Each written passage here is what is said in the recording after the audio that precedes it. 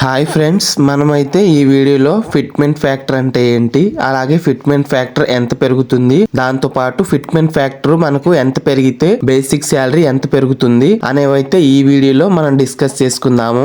So మీకైతే ఎలాంటి doubts ఉన్నా సరే ఈ వీడియో మొత్తంలో మీరు చూసిన తర్వాత తప్పకుండా మీరైతే కామెంట్ చేయండి. నేను ప్రతి డౌట్ నైతే క్లారిటీ చేస్తున్నాను. అలాగే మన ఛానల్ ని ఇప్పటి వరకు ఎవరైనా సపోర్ట్ చేయకుండా సబ్స్క్రైబ్ చేయకుండా ఉన్నట్లయితే తప్పకుండా మన ఛానల్ అయితే సబ్స్క్రైబ్ చేసుకోండి. బికాజ్ అన్ని ఛానల్స్ లో జస్ట్ నోటిఫికేషన్ కోసం అలాగే వేరే ఇన్ఫర్మేషన్ మొత్తం ఫేక్ ఇన్ఫర్మేషన్ ఇస్తున్నారు. మనమైతే ఖచ్చితంగా వ్యూవర్స్ కి ఏది యూస్ అవుతుందో ఆ ఇన్ఫర్మేషన్ మాత్రమే ఇస్తున్నాం. సో ఇలాంటి ఛానల్ ని మీరు సపోర్ట్ చేసినట్లయితే నాకు కూడా మోటివేటివ్ గా ఉంటుంది. సో మనం అయితే లేట్ చేయకుండా వీడియోని అయితే స్టార్ట్ చేసుకుందాము. సో ఫస్ట్ ఆఫ్ ఆల్ అసలు ఫిట్మెంట్ ఫ్యాక్టర్ అంటే ఏంటి, అలాగే అది ఎలా వర్క్ అవుతుంది అనే ఈ 2 డౌట్స్ మీద అయితే మనం క్లారిటీ తెచ్చుకుందాము. ముందుగా వాట్ ఈస్ ఫిట్మెంట్ ఫ్యాక్టర్ అంటే, ఫిట్మెంట్ ఫ్యాక్టర్ అంటే ఏంటంటే it is a number used to calculate how much salary will increase for central government employees. అంటే మనకి ఫిట్మెంట్ ఫ్యాక్టర్ అనేది ఒక నెంబర్ అన్నమాట. ఆ నెంబర్ ని సెంట్రల్ గవర్నమెంట్ ఎంప్లాయీస్ కి శాలరీ అనేది పెంచడానికి యూజ్ చేస్తారు. Central government employees in the sense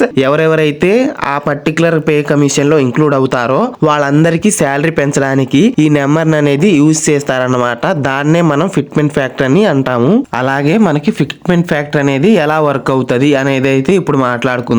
అంటే మన బేసిక్ శాలరీ ఇంటూ ఆ ఒక నెంబర్ అనేది గవర్నమెంట్ వాళ్ళు ఆ యొక్క పే కమిషన్ కమిటీ వాళ్ళు ఇస్తారు. వాళ్ళు ఇచ్చిన ఆ నెంబర్ ఫిట్మెంట్ ఫ్యాక్టర్ నెంబర్ అదే విధంగా మన బేసిక్ శాలరీ అనేది మల్టిపుల్ చేసినట్లయితే అక్కడ వచ్చే న్యూగా వచ్చే నెంబరు అదే మన న్యూ శాలరీ అన్నమాట. ఫర్ ఎగ్జాంపుల్ కి 7th పే కమిషన్ లో 2016 లో కమిషన్ అనేది ఫిట్మెంట్ ఫ్యాక్టర్ ని 2.57 గా ఇవ్వడం జరిగింది. దాని అర్థం ఏంటంటే మనకైతే వాళ్ళ ఓల్డ్ శాలరీ ఫర్ ఎగ్జాంపుల్ కి 20,000 అనుకుంటే 20,000 ఇంటూ 2.57 దాన్ని మల్టిపుల్ చేసినట్లయితే ఆ వచ్చే రిజల్టే వాళ్ళకు వచ్చే న్యూ శాలరీ అన్నమాట.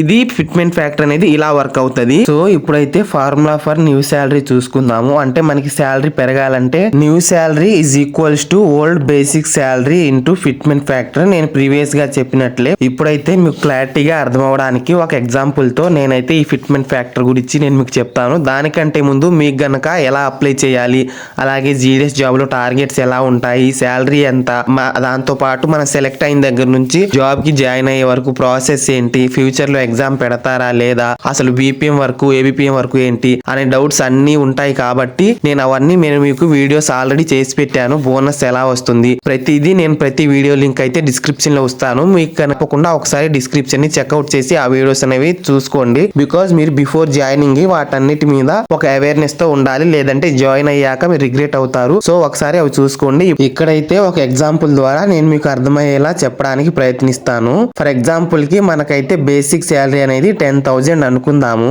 అదే విధంగా ఫిట్మెంట్ ఫ్యాక్టర్ అనేది 2.57 అది మనం క్యాలిక్యులేట్ చేసుకున్నట్లయితే new salary is equals to 10,000 into 2.57 is equals to 25,700 అన్నమాట. నేను మీకు ప్రీవియస్ గా చెప్పినట్లే సేమ్ మన బేసిక్ శాలరీ ఇంటూ ఆ వచ్చిన fitment factor is equal to మన న్యూ శాలరీ. కాబట్టి అంటే మనకి ఇప్పుడు ఏబిపిఎంస్ కి 10,000 బేసిక్ శాలరీ ఉంది కాబట్టి వీళ్ళకి 25,700 శాలరీ వస్తుందా అంటే కాదు. బికాజ్ ఇది టోటల్ గా 8th పే లో ఇంక్లూడ్ అయిన వాళ్ళకి, అవ్వని వాళ్ళకి అది సపరేట్ గా ఉంటుంది. అది కూడా నేను ప్రీవియస్ వీడియోలో చెప్పాను. అలాగే మనం అయితే ఇప్పుడు 8th పే కమిషన్ లో ఫిట్మెంట్ ఫ్యాక్టర్ గురించి సంబంధించినటువంటి ప్రతి ఇన్ఫర్మేషన్ కూడా ఇక్కడ మనం డిస్కస్ చేసుకుందాము. అంటే ఇప్పటి వరకు నేను చెప్పింది అసలు ఫిట్మెంట్ ఫ్యాక్టర్ అంటే ఏంటి, అది ఎలా వర్క్ అవుతుంది, ఎలా పెరుగుతుంది, 7th పే కమిషన్ లో ఎలా పెరిగింది అనేది అయితే నేను చెప్పాను. ప్రెసెంట్ అయితే 8th పే కమిషన్ గురించి మాట్లాడుకుందాము. అయితే ఎంప్లాయీ యూనియన్స్ అయితే మనకు ఫిట్మెంట్ ఫ్యాక్టర్ అనేది 2.86 టు 3.68 వరకు పెంచమని డిమాండ్ చేస్తున్నాయి. అంటే పే కమిషన్ కోసం ఫైట్ చేస్తున్నటువంటి కమిటీస్ అన్ని కూడా